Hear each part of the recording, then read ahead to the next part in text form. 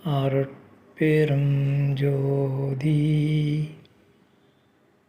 அருட்பெரும் ஜோதி தனிப்பெரும் கருணை அருட்பெரும் ஜோதி.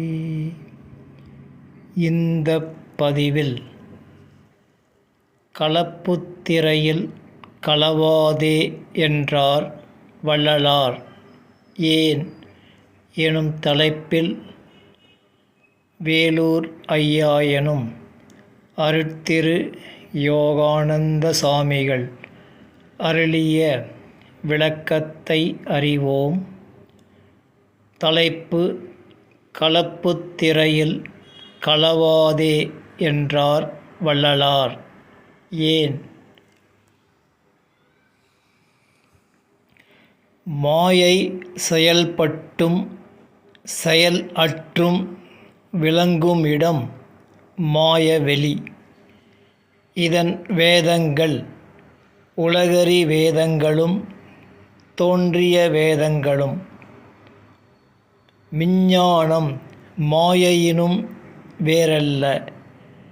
இவர் இவ்வறிவால் அருளறிவை பெற முடியாது.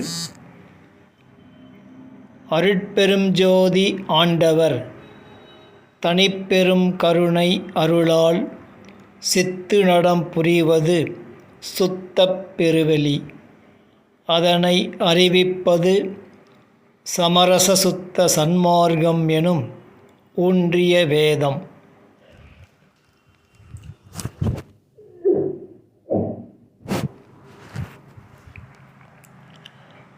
கர்த்தராதி தெய்வக் கூட்டங்களும் அவர்கள் தோற்றுவித்த வேத சாத்திரங்களும் இம்மாயையின் வண்ணங்களே. மாய உலகின் உயிர்களின் ஆசைகளை நிறைவேற்றவும் அவ் ஆசை நிறைவேற வழிகாட்டியும் படைத்தும் காத்தும் அழித்தும் அவ்வுயிர்களுக்கு தாங்கள் தெய்வங்களாய் இருக்கின்றார்கள். இத்தெய்வங்கள் மாயை இன்றி செயல்பட முடியாது. மாய எல்லை வரை இவர்களின் ஆட்சி செல்லும். இவர்கள் அத்துவிதம் என்று அறிவித்து சக்தி வழிபாடு செய்வதால் மாயா சிற்றத்தியின் களப்புத்திரையில் களப்பர். இதுவே சடாந்தம் எனும் ஏழாவது மாயையின் கடைநிலை. இந்த விசிட்ட அத்துவிதமும் மாயையின் கடைசி நிலை. இவர்களின் வேதங்களையும் வழிபாட்டையும் அறிந்தால் தெரிய வரும். இந்த எல்லையை கடக்க வல்ல மார்க்கமே சமரச சுத்த சன்மார்க்கம். விளக்கி அருள வந்த திருவருட்பிரகாச வள்ளலாரை மறைப்பது இவர்களின் அறியாமையே. வள்ளலார் ஜாதி சமய மத வேதங்கள் பற்றாவண்ணம் காத்து அருளல் வேண்டும் என்று அனக அருட்பெரும் ஜோதியை வேண்டி விண்ணப்பித்துக் கொள்வதால் உண்மை யாது என அறிக. தில்லையம்பதியில் மேற்கூறிய காட்சியை காணலாம். அகப்புற முகப்பில் திருமாலின் விசிட்ட அத்துவித ஆதி சக்தி எனும் 6ஆம் திரையும், அகத்தில் அத்துவித சிற்சக்தியின் சிற்சபை எனும் 7ஆம் திரையும், அதுவே சடாந்தம் என வேதாந்த சித்தாந்த சமரச சன்மார்க்கம் என சித்தாந்த சிற்சபை நடமும் வேதாந்த பிரம்மவெளியும்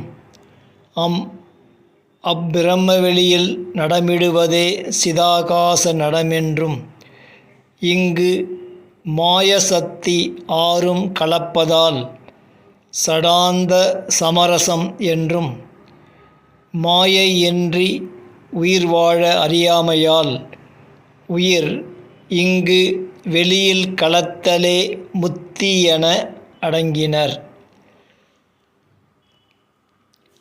இது தடை என அறிவித்து உய்விக்க அருட்பெரும் ஜோதி தனிப்பெரும் கருணை அருளால் தமிழாய் அருட்பாயென அருளி முன்னவை எலாம் திரைகள் என விளக்கி அங்கு களவாதே என அருளி அந்நிலையை பூர்வம் என விளக்கி விடுவித்து உத்தர ஞான சிதம்பரம் காண அருள் அறிவை ஓதாது உணர்த்தி மரணமிலா பேரின்ப அனாதி அனக வாழ்வு அருளினார்கள்.